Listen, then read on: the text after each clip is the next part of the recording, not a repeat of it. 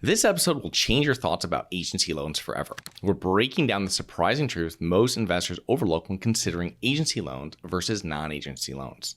Having analyzed hundreds of real estate deals, I can tell you the crucial factors that make agency loans stand out. And after years in this industry, I've pinpointed what you absolutely need to know.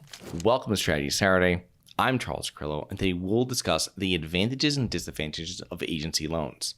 What exactly are agency loans? How do they differ from non-agency loans? And stick around as we answer that question and uncover what makes these loans both an opportunity and a challenge for real estate investors today. Agency and non-agency loans are two financing options for commercial real estate investors. And agency loans, also known as government-sponsored enterprise loans or GSEs, are backed by government entities.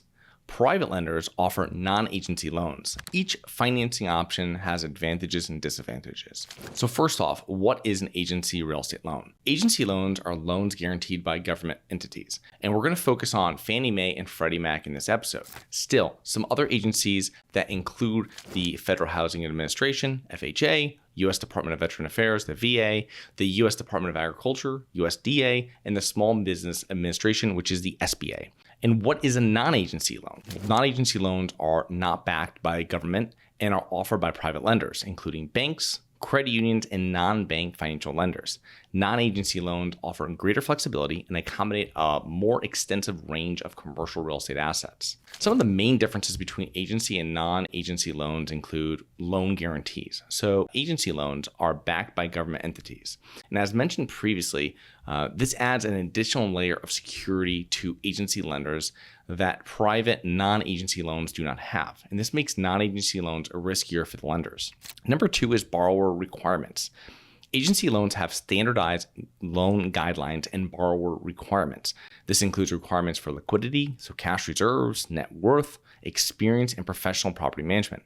Non-agency loans, on the other hand, provide more flexibility to the borrower, and the requirements are not preset from institution to institution and may be relaxed for repeat borrowers. So having that relationship is going to make it easier for you to get loans in the future. Number three is loan amounts and terms. So agency loans are more structured and have more certain loan limits and terms determined by a government entity backing the loan. Non-agency loans offer more flexibility with loan amounts, repayment schedules, and terms, and really tailoring the loan product to the individual borrower and the individual deal. One advantage that agency loans have over many non-agency loans is that they are non-recourse. In other words, a borrower's personal assets are not pledged against the loan. So if the borrower defaults, the lender can only take back the property, not the borrower's personal assets. And this comes with many carve-outs and fine print. I would check out episode SS206 to learn more about recourse and non-recourse loans. Number four is acceptable property types. So agency loans are mainly for residential properties. Non-agency loans cover a wider range of commercial real estate assets, including office, mixed use, retail, mobile home park, self-storage, industrial, and multifamily residential, just like agency loans. Number five is interest rates and fees. So agency loans usually have lower rates since the government backs them, but the typical have additional fees, and the largest of which is the prepayment penalties charged by these agency lenders. Non-agency loans often have higher rates, but might have lower fees, especially if you go directly to the lending institution. So you're cutting out like any type of brokers there. It becomes a lot less expensive. Prepayment penalties with non-agency loans are usually much more manageable, and the rates and fees are always negotiable with non-agency lenders. So kind of the word is when you get your term sheet from the lender from like a private bank or credit union, you get that term sheet, you can kind of mark it up and send it back to them and start the negotiation process. Not so much with agency lenders. Number six is approval process and required documentation. So agency loans are processed through a more standardized process, which usually results in more documentation requirements and longer processing times. Non-agency loans will require your standard loan documentation, but other document requirements and the approval process generally depend on the lenders themselves and also the relationship you have with them. Number seven is the government oversight. So this is really the hidden agency downside, which isn't really spoken about much. You have a lot of people that talk about the great terms with agency loans, the lower interest rates with agency loans, all this kind of stuff, and the non-recourse, but they don't talk about how you're now becoming a partner again with the government here when you're taking out these loans.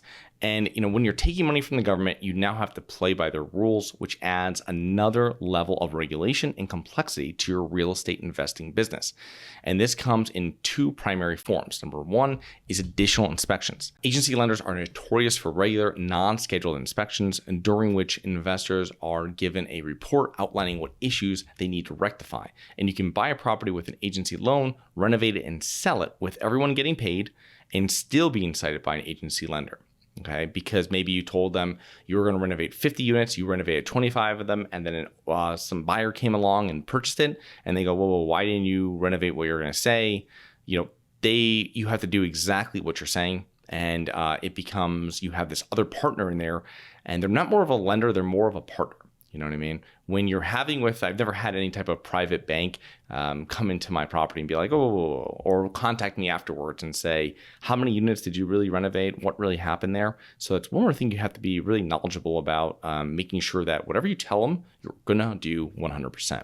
Government interventions. The government consistently adds new regulations and rules with loans they are backing. This is something that they keep on adding to. And I witnessed this firsthand with smaller apartment building I owned during COVID. It was a mixed use building. So it had some like commercial and then it had residential above it. And a tenant stopped paying rent for it for over a year. And this was 2021. And the state of Connecticut just opened up evictions. So about a year after they stopped it. And it was opened unless you had a government-backed loan. Luckily, this property's loan was not government-backed. I got emails from the lender. I got all that stuff over to my attorney, made sure that he had all of this when he went to court. And all that information was just something that says that, you're going to be able to only evict people now at this point if it's not a government-backed loan. So it means if you do have a government-backed loan, you're stuck. You took money from the government. We are making the laws. We're not allowing you to evict this person. So it could have gone a much different way. That person would have been there for much longer. They weren't even living there anymore. That's how bad it was. They were gone. I was paying their electricity. They even turned off their electricity.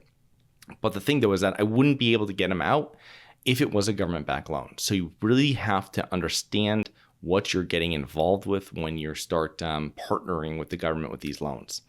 And I just received documentation stating that in February 2025, Freddie Mac and Fannie Mae will institute new guidelines for rent increases, lease expirations, and grace periods for late rent payments.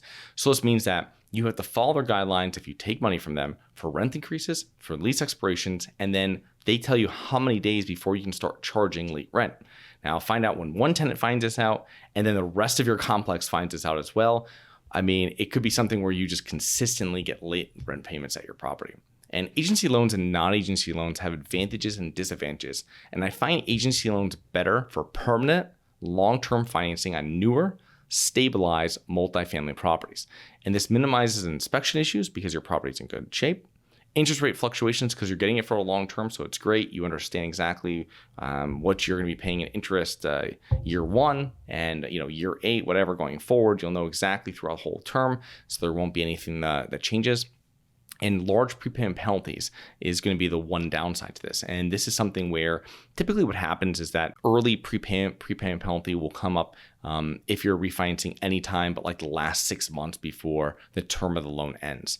So these are things that you have to be mindful. So everything's great, but you just have to know that if I'm getting 10-year debt, I'm going to hold this for 10 years, right? It's not something that you're going to be, well, maybe I'll sell in 1 year if I get the right price, or 3 years, because they also have a lockup period, which is usually 12 months, which means that you can't sell it at all, even if you wanted to in the first 12 months. So these are important things that you have to know. And then, non-agency loans really fit most other situations, making it popular to purchase properties with non-agency debt and then refinance into agency debt after the property has been renovated and stabilized.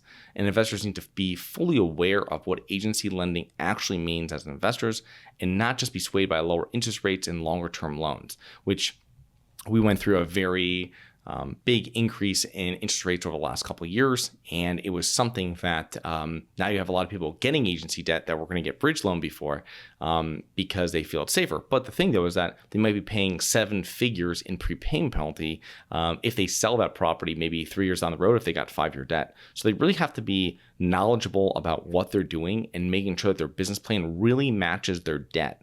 And as I said, the best way I think they're doing it is getting private debt to purchase your property, purchase it fast, get it renovated, build up some value in it, and then renovate it into some long-term product. And that could be perfect with an agency lender.